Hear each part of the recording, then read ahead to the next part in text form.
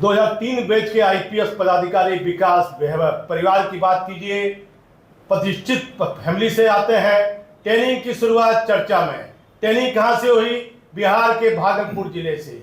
यहीं डीआईजी बन गए। संजोग है यहाँ जो आईपीएस पदाधिकारी आते हैं, ऊपर वाला उनको कोई ना कोई मुकाम दे देता है। विकास साहब को कौन मुकाम मिलता है, लेकिन ये कहना कठिन होगा, लेकिन मेरे कड़वे सवाल रहेंगे। आप लगातार दौरा कर रहे हैं, छुट्टी का समय में सरकार नाराज नहीं होगी? सेंटिंग पोस्ट आपको बार बार मिल जाता है। आप भागलपुर डीआईजी थे, पटना एसएसपी थे, आपने अनंत सिंह को पकड़ा। देखिए, मैं जिस अभियान में लगा हूँ उसका जोर से बोलिए तो नौरंगी तो कमजोर पत्रकार नहीं, जैसा जिस उद्देश्य में मैं लगा हूँ, बिहार का भविष्य उज्जवल हो। भागलपुर में था उस समय इसी प्रयास में था, रोहतास में था तब भी इसी प्रयास में था। तो जहाँ जिस भूमिका में रहा हूँ, अपने दायित्वों को करते हुए समाज के साथ जुड़ा रहा हूँ। आज भी बिहार राज्य योजना परिषद में हूँ, जिसका काम है बिहार की योजनाओं की समीक्षा करना। तो अध्ययन करना भी एक कार्य है जो कर रहा हूँ। साथ साथ जो समय बड़ी फैमिली से आते हैं, अवकाश मिलता है, बीएड के आते हैं, प्रतिष्ठित परिवार से है, एक आईपीएस पदाधिकारी है, सरकार सेंटी में किसी रेंज के आप आईजी रहते, ये सब नहीं करते तो कौन वो संस्थान खोल लिए, सबकी नींद भागी हुई, क्या कीजिएगा नहीं कीजिएगा। शंटिंग क्या होती है तो हम जानते ही नहीं है। जो भी पद होता है उसका अपना दायित्व होता है, उसको करना होता है। वेतन तो उतना ही मिलता है जितना में भागलपुर में मिलता है, वहाँ भी। क्या उद्देश्य है विकास साहब आपका, ये जो हर जिला में जा रहे हैं, उद्देश्य क्या है? आपके करियर पर प्रभाव पड़ रहा है इस पर? एक आईपीएस पदाधिकारी है, देश में बड़ा नाम आपका है, एक से एक आईएएस ये कहना क्या है, इसका क्या उत्तर निकलेगा आने वाले? नहीं, ये कहना गलत है। देखिए, ईश्वर जब चाहते हैं जिस दायित्व में उसी दायित्व में रहते हैं, ऐसा मैं मानता हूँ। पटना सीनियर एसपी था, नौकरी छोड़ दी, आईजी रहते। पटना सीनियर एसपी था, उसके बाद करीब 1.5 साल भागलपुर आने से पहले मैं एआईजी ट्रेनिंग था, वहाँ भी कार्य कर रहा था। और साथ साथ महाभारत का अध्ययन भी उस समय में कर पाया, भारतीय संस्कृति को निकट से जान पाया। अभी बिहार के बारे में बहुत सारी विषयों पर, जैसे आर्थिक नीति, बहुत नॉलेज है, बहुत ज्ञान है। आपने नक्सली में भी बहुत काम किया। मैं नॉलेज ज्ञान पर बात नहीं करूँगा, जमीनी धरातल पर बात करता हूँ। आप एक प्रतिष्ठित फैमिली से आते हैं, डायरेक्ट आपके करियर पर सवाल कहा होता है। आप हर इलाके में जा रहे हैं, बिहार परिवर्तन की कोशिश आप करते हैं, युवा जागे, बिहार का विकास हो, तो इस तो मुख्यमंत्री को बुरा नहीं लगेगा? नहीं, मेरा मानना बहुत स्पष्ट है। संवैधानिक आपका अधिकार भी है और ड्यूटी भी है, कर्तव्य भी है। हर व्यक्ति को जो भी प्रयास करना है, मतलब करना का प्रयास करना चाहिए कि हम देश को कैसे आगे ले जा सकें, अपने राज्य को कैसे आगे ले जा सकें। अपने आप के जो भी दायित्व, सरकारी नौकरी में हो सकते हैं, प्राइवेट नौकरी में हो सकते हैं, आप एक शिक्षक हो सकते हैं, चिकित्सक हो सकते हैं, कुछ समय समाज को देना चाहिए, कुछ अंशदान करना चाहिए। और न केवल करना चाहिए, और लोगों को प्रेरित भी करना चाहिए। इसी प्रयास में जब हमेशा से लगा रहा हूँ। पिछले 4 वर्षों से जो अभियान प्रारंभ हुआ, इसमें ऐसे लोगों को जोड़ने का प्रयास कर रहा हूँ जो समाज को कुछ दे सकते हैं। आज बिहार में करीब 26 निःशुल्क शिक्षा केंद्र चल रहे हैं, जिसमें 2000 से अधिक विद्यार्थी लाभान्वित हो रहे हैं जो आर्थिक रूप से वंचित। सर, मैंने आपको नजदीक से देखा, क्या आपको लग रहा है कि आपके करियर प्रभाव पड़ रहा है? सरकार कहीं ना कहीं नाराज होगी। ये क्या परिवर्तन लाडे साहब की तरह आप त्याग कर देते, कहते हैं कि मैं भी पार्टी बनाऊंगा, चुनाव लड़ूंगा, प्रेस वार्ता करते कर सकते थे। आपको कोई कमी नहीं है, ऊपर वाले ने सब कुछ दिया है। दृष्टि अलग है। देखिए, राजनीतिक परिवर्तन से बहुत बड़ा परिवर्तन बिहार में होगा ऐसा मुझे नहीं लगता, जब तक बड़ा सामाजिक परिवर्तन नहीं। आज बिहार का समाज छोटे छोटे खंडों में बटा हुआ है, जाति के नाम पर संघर्ष कर रहा है, संप्रदाय के नाम पर लड़ता है, विचारधाराओं में उलझा हुआ है। ऐसे समाज में राजनीति से तब तक परिवर्तन नहीं आएगा जब तक समाज में एक व्यापक परिवर्तन नहीं। शिक्षा की क्रांति, उद्यमिता की क्रांति, इसकी आवश्यकता आज बिहार को इसलिए है। एक आईपीएस आप भी एक यहाँ भागलपुर, तो आईपीएस है तो आईपीएस का अभी हम आए मिलने के लिए एसपी का बाहर जाइए। आपने तो कभी पब्लिक को बाहर नहीं किया। देखिए हर इन चीजों पे कह रहे हैं विवादों से आपका व्यक्तिगत लोगों से लगाव रहा है, आपको तो अहंकार नहीं है पद का। नहीं, आप तो पूछना, बोलने से आप ही पूछ रहे हैं। देखिए, व्यक्तिगत रूप से विवादों से मैं दूर रहना चाहता हूँ, ना कोई ऐसी कोई टिप्पणी करना चाहता हूँ। कैसे रहेगा सर? आपके सामने बात होगा। आप तो पब्लिक को कभी भगाया नहीं, रात तक मिलते रहे। हम एक पत्रकार हैं, आपको देखा कि आप यहाँ ट्रेनिंग किए हैं, यहाँ आप आईजी रहे हैं, तो सच तो बोलिएगा ना। आपने तो देखा सब। तो व्यक्तिगत जब मुझे जान रहे तब जानते हैं कि मैं किस प्रकार का रहा हूँ, मेरे क्या। तो आपने रिक्शा वाले को भी उठाया है, गरीब आदमी को भी टेबल। हर व्यक्ति अलग है ना, हर व्यक्ति अलग है, हर व्यक्ति की दृष्टि भी अलग है। तो इसलिए बदलाव है आईपीएस में, आप देख ही रहे हैं आपके आंख के सामने में। मुझसे जो पूछ रहे हैं, तो देखिए मेरी दृष्टि बड़ी स्पष्ट है। हर व्यक्ति को प्रयास करना चाहिए। और आईएएस आईपीएस में तो और बड़ी भूमिका आ जाती है। सर्विस की जब तैयारी करते हैं तो इसलिए करते हैं कि समाज में बड़ा योगदान हम दे सकें। तो न केवल पद पर, उसके अलावा समाज से हम जुड़ते हैं, पब्लिक सर्विस, तो जिस दायित्व हम कर सकें, जिस राजनीतिक मंशा एक अलग मंशा हो सकती है, लेकिन समाज के लिए कुछ करने की मंशा यदि आपके मन में है तो किसने रोका है? तो आप सैटरडे संडे जो भी सरकार के कंडक्ट रूल भी अलाउ करते हैं कि आप समाज में charitable activity, social activity, education. आपने कभी किसी को भगाया नहीं, डांटा नहीं, किसी को कहा नहीं? आप तो घंटों वर्दी में भी बैठे रहते हैं, आज भी लोगों से मिलते ही हैं, अभी भी मिल ही रहे हैं। आपको ये अहंकार क्यों नहीं रहा? आईपीएस का तो बहुत कुछ आईपीएस को मैंने देखा, बड़ी अहंकार है। पद का, पावर का? देखिए, इसमें आर.के. मिश्रा साहब भी रहे हैं, पहले यहाँ पे एसपी रहे हैं, अभी आए भी थे हाल में। हाँ। तो जब हम एसएसपी थे और दरभंगा के वो आईजी थे, तो मेरा जब फेयरवेल हो रहा था उन्होंने एक बड़ी अच्छी बात कही थी। उन्होंने कहा था कि कोई पुलिस पदाधिकारी यदि ईमानदार है, हाँ। कर्तव्यनिष्ठ है और उसके मन में अहंकार नहीं है, तो निश्चित रूप से लोकप्रिय हो जाएगा। तो अभी तो पुलिस पदाधिकारियों को आकलन करना चाहिए कि यदि किस प्रकार का उनका व्यवहार है। यदि 3 पैमाना है, इसमें तीनों पे यदि फिट बैठेंगे तो निश्चित रूप से लोकप्रिय होंगे। और किसी भी उनकी बात मुझे तब बड़ी अच्छी लगी थी, और मेरे मन में तो अहंकार बाल्यकाल से नहीं रहा। स्वयं को निमित्त के रूप में देखता हूँ। मुझे लगता है मेरा जन्म ही हुआ है कि समाज को कुछ दूँ, और इसी कारण जर्मनी में नौकरी लगी, विदेशों में नौकरी लगी, मन में था कुछ दूँ, और तब मैंने तैयारी की।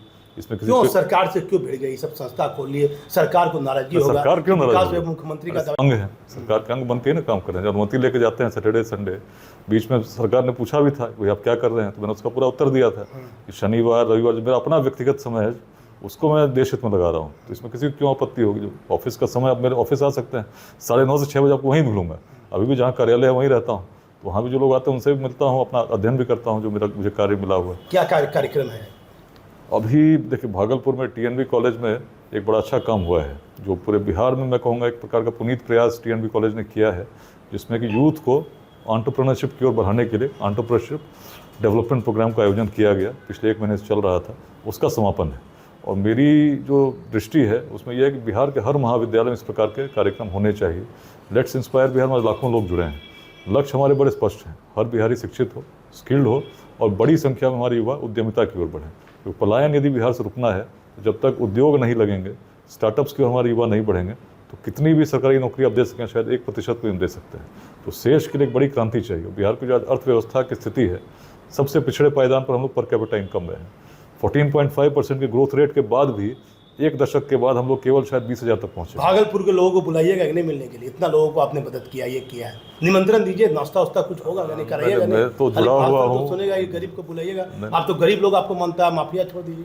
जुड़ा गरीब की सहानुभूति आपके प्रति रही है, मैंने देखा। तो समाज के लिए हर तन समर्पित, मन समर्पित और ये जीवन समर्पित, तो समाज के लिए आया हूँ। आज देखिए, आज आया हूँ, 2 दिन यहीं रहूंगा। कहती नहीं, माँ नहीं कहती है क्या ही सब चक्कर में अनेक कार्यक्रम, नौकरी करो। पिताजी नहीं कहते हैं, पत्नी नहीं बोलती है, पत्नी तो सीधी आपकी है, एक बाल बच्चा है। नहीं, सभी को, घर के लोग मना नहीं करते हैं। सभी के मन में भाव है कि समाज को कुछ, सब आपके समर्थन में है। तो बिहार पूरा बिहारी मेरा परिवार है। परिवार तभी सुखी होगा जब बिहार, लेकिन घर के लोग नहीं बोलते हैं, क्यों? ये सब विकास बोलते होते तो हम आपके यहाँ कैसे होते हैं? घर से पूरा सहयोग मिलता तभी आज आपके बीच में। बेटी का परसों नीट का एग्जाम है, बेटी मेडिकल का परीक्षा दे रही है, बेटी भी तैयारी कर रही है, लेकिन इस प्रकार से दायित्व जो बटे हुए स्थान पूजा करने जाते थे, भोलानाथ मंदिर पूजा करने जाते थे, पूजा वूजा करने जाएगा नहीं? हर साल आप तो भागलपुर आते हैं तो 2-3 स्थान, धार्मिक स्थान जरूर जाते हैं।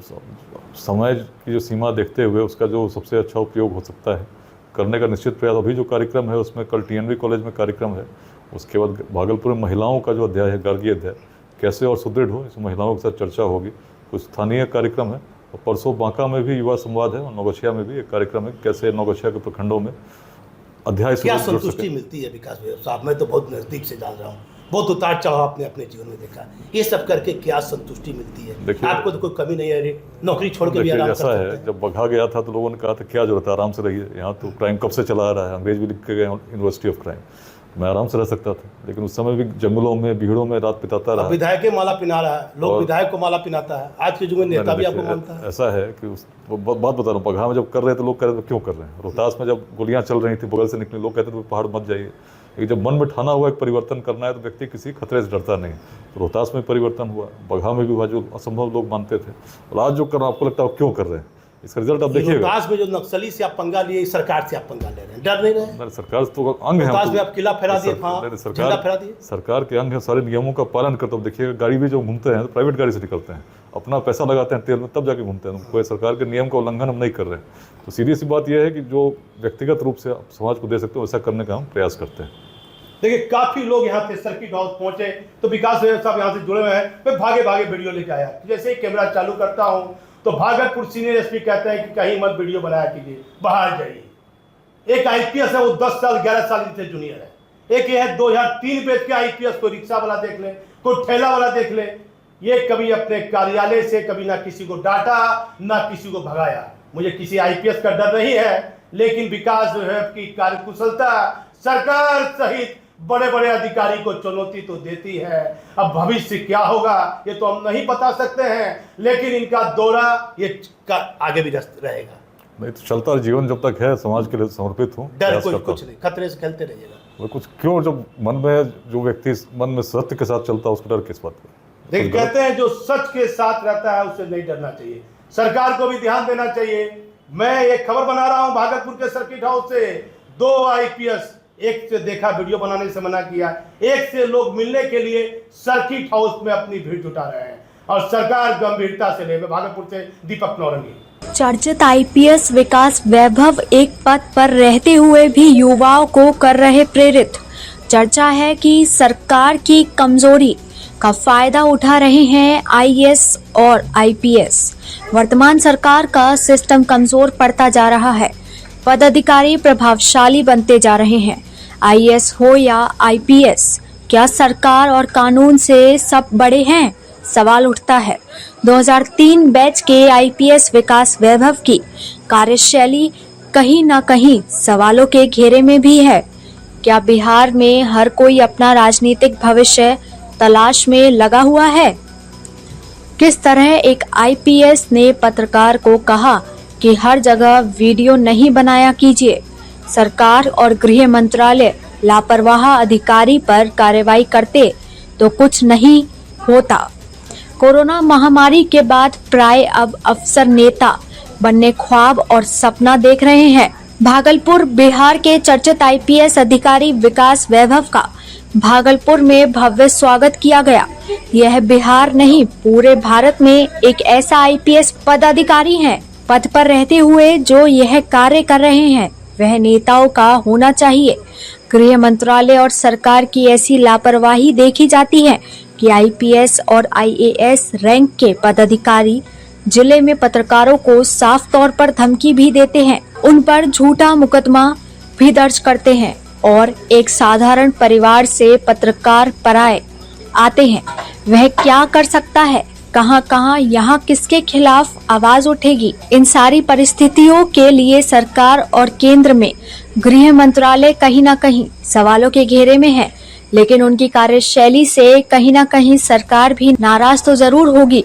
लेकिन जब सिस्टम पर पदाधिकारी प्रभावी बना रहे तो ऐसे में सरकार की लापरवाही कहिए या वर्तमान में लचर कानून व्यवस्था की, इसलिए जिन्हें विधि व्यवस्था और अन्य कार्यों के लिए चयनित किया गया है वह एक अलग कार्य में लगे हुए हैं।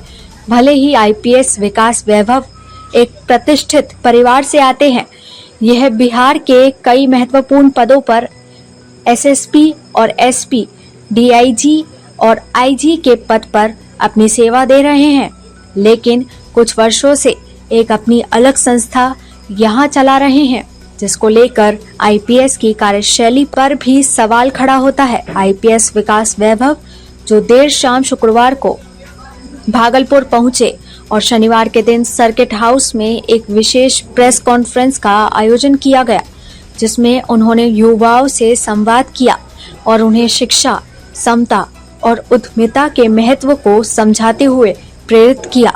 विकास वैभव ने अपने संबोधन में लेट्स इंस्पायर बिहार अभियान पर विस्तार से चर्चा की और कहा, हम सब मिलकर बिहार को प्रेरित कर सकते हैं। जरूरत है एक सकारात्मक सोच और साझा प्रयास की। उनके भागलपुर पहुंचते ही लेट्स इंस्पायर बिहार के सैकड़ों युवा युवतियां उनके स्वागत के लिए उमड़ पड़े। उनका पुष्पगुच्छ, अंगवस्त्र और मोमेंटो देकर भावभीना स्वागत किया गया। प्रेस कॉन्फ्रेंस में भागलपुर के कई शिक्षाविद, समाजसेवी और लेट्स इंस्पायर बिहार के सदस्य भी उपस्थित रहे।